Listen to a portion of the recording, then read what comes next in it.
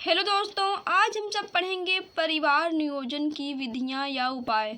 आइए जानते हैं कि परिवार नियोजन की कितनी विधियां होती हैं और इन विधियों को हम सब डिटेल में पढ़ेंगे। इससे पहले वीडियो में परिवार नियोजन की परिभाषा, परिवार नियोजन के प्रतीक और परिवार नियोजन के कुछ नाराएं और परिवार नियोजन की जो विधियां हैं उनके प्रकार को, यानी इतना हम सब पढ़े थे। आज हम सब लोग ये जो इनके प्रकार हैं उसको डिटेल में पढ़ेंगे, यानी परिवार नियोजन की विधियों को डिटेल में पढ़ेंगे। उससे पहले जानेंगे कि परिवार नियोजन का परिभाषा क्या होता है। तो सबसे पहले हम परिभाषा देखेंगे। परिवार कल्याण हेतु परिवार में बच्चों की संख्या सीमित रखना ही परिवार नियोजन कहलाता है। फिर से, परिवार कल्याण हेतु परिवार में बच्चों की संख्या सीमित रखना ही परिवार नियोजन कहलाता है। परिवार नियोजन की विधियां या उपाय। परिवार नियोजन की दो विधियां हैं, अस्थायी विधि और अस्थायी विधि। अस्थायी विधि में जब व्यक्ति का मन चाहे तब संतान उत्पत्ति कर सकता है, और अस्थायी विधि में दो संतान की उत्पत्ति करने के बाद, एक या दो संतान की उत्पत्ति करने के बाद व्यक्ति शल्य चिकित्सा के माध्यम से, यानी ऑपरेशन के माध्यम से संतान उत्पत्ति को नियोजित कर देता है। यानी परिवार नियोजन का एक उपाय जो है हमेशा के लिए संतान उत्पत्ति को रोक देता है। सबसे पहले हम सब अस्थायी विधि को पढ़ेंगे। अस्थायी विधि में कई विधियां होती हैं, प्राकृतिक या परंपरागत विधि, रासायनिक विधि और यांत्रिक विधि। तो सबसे पहले हम सब पढ़ेंगे, सबसे पहले क्या, आज हम सब इसी के बारे में पढ़ेंगे, प्राकृतिक या परंपरागत विधि। रासायनिक और यांत्रिक विधि अगले वीडियो में पढ़ेंगे। चलिए देखते हैं परिवार नियोजन की प्राकृतिक विधि। प्राकृतिक विधि बहुत ही आसान है, मतलब इसमें जो महिला हैं उनके शरीर पे कोई प्रभाव नहीं पड़ता है। जो रासायनिक विधि है और यांत्रिकी विधि है, इससे जो स्त्री है उसके शरीर पे बहुत सारे साइड इफ़ेक्ट दिखते हैं, लेकिन प्राकृतिक विधि से कोई भी साइड इफ़ेक्ट नहीं दिखते हैं, यानी कि उनके शरीर को कोई भी नुकसान नहीं पहुंचता है। अगर पूछा जाए परिवार नियोजन की सबसे अच्छी विधि क्या है, तो प्राकृतिक विधि है। प्राकृतिक चीज़ें हमेशा ही सही होती हैं। ठीक, इसमें नंबर 1 है आत्मसंयम। आत्मसंयम का मतलब होता है खुद पे कंट्रोल। केवल सुरक्षित काल में ही लैंगिक संपर्क बनाना चाहिए और बाकी समय पति पत्नी को लैंगिक संपर्क नहीं बनाना चाहिए।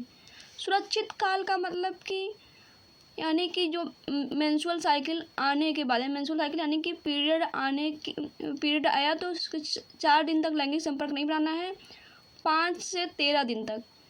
ये प्रचरोद भवन का स्टेज होता है। प्रचरोद भवन में यानी कि जो एंडोमेट्रियम की परत टूट जाती हैं, ब्लड वाहिकाएं टूट जाती हैं, ओवम नष्ट हो जाता है, तो उस टाइम ओवम एंडोमेट्रियम की परत सब बनती हैं, तो उसे कहते हैं प्रचरोद भवन। इस टाइम लैंगिक संपर्क बनाने से क्या होता है, गर्भधारण नहीं होता है। तो वो होता है 5 से 13 दिन। पीरियड आने के जिस दिन से आया उसके 5वें दिन से 13 दिन तक ओवम बन के तैयार नहीं रहता है, तो उस टाइम लैंगिक संपर्क बना सकते हैं। यही है सुरक्षित काल। 5 से 13 दिन काउंट करेंगे तो उसमें 9 दिन आएगा। प्राचीन काल के जो व्यक्ति थे या नर नारी थे, वो अपनी संतान उत्पत्ति करने के बाद ब्रह्मचर्य का पालन करते थे और या सुरक्षित काल में ही लैंगिक संपर्क बनाते थे। नंबर 2 है बाह्य स्खलन या आंतरिक मैथुन।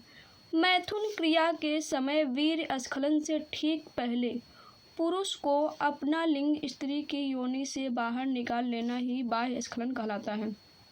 अतः वीर्य सेचन के अभाव से गर्भधारण नहीं होता है। बाह्य स्खलन क्या होता है, वीर्य क्या होता है, वीर्य जो पुरुष होता है उसके लिंग से कुछ वाइटिश पदार्थ, सफ़ेद कलर का पदार्थ निकलता है जिसे कहते हैं वीर्य। और इस वीर्य में शुक्राणु होते हैं। ये शुक्राणु ही ओवम को भेदित करते हैं और जिससे बेबी का निर्माण होता है।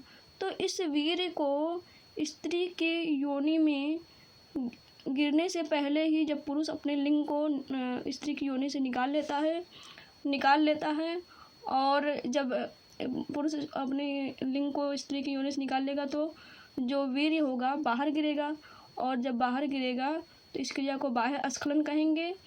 अतः वीर्य सेचन के अभाव से, यानी जो वीर्य सेचन नहीं हुआ, यानी कि बाह्य वीर्य का स्खलन नहीं हुआ, तो वीर्य सेचन के अभाव से गर्भधारण की संभावना नहीं रहेगी। क्योंकि वीर्य जब बाहर निकल गया तो स्पर्म बाहर निकल गए तो निषेचन की संभावना नहीं रहेगी। के बाद है स्तनपान अनार्तव या दुग्ध श्रावण अनार्तव। प्रसव के बाद लगभग 6 महीने तक पीरियड नहीं आते हैं, यानी मेंस्ट्रुअल साइकिल नहीं आते हैं। अतः गर्भधारण की संभावना कम होती है, तो इस टाइम लैंगिक संपर्क बना सकते हैं। गर्भधारण की संभावना कम होती है। और कभी कभी यदि गर्भधारण हो जाता है, मतलब कि मेंस्ट्रुअल साइकिल, कोई महिला है उसका बेबी हुआ और वो स्तनपान ग्रहण कर, मतलब दूध ग्रहण कर रहा है, तो अगर कभी कभी दूसरा बच्चा होने वाला रहता है, मतलब कि निषेचन हो जाता है, तो उस बच्चे को लमेड़ा कहते हैं। मतलब कि एक बच्चा हुआ, मेंस्ट्रुअल साइकिल नहीं आया और फिर दूसरा बच्चा हो गया, तो उस बच्चे को क्या कहेंगे, लमेड़ा कहते हैं। तो स्तनपान अनार्तव के द्वारा भी क्या होता है, जब बच्चा स्तनपान करता है तो मेंस्ट्रुअल साइकिल नहीं आते, तो उस टाइम भी आप लैंगिक संपर्क बना सकते हैं। लेकिन ऐसा संभव नहीं है, कभी कभी निषेचन हो जाता है, मतलब ओवम बन के तैयार रहेंगे, निषेचन हो ही जाएगा।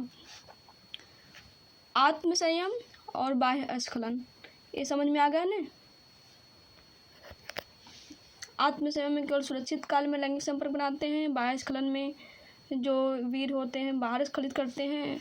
और स्तनपान अनार्तव में जब बच्चा दुग्ध ग्रहण कर रहा था उस टाइम क्या होता है, मेंस्ट्रुअल साइकिल नहीं आते हैं, तो आप लैंगिक संपर्क बना सकते हैं।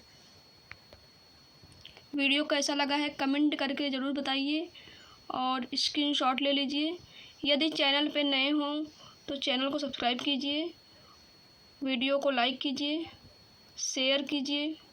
वीडियो को पूरा देखने के लिए धन्यवाद।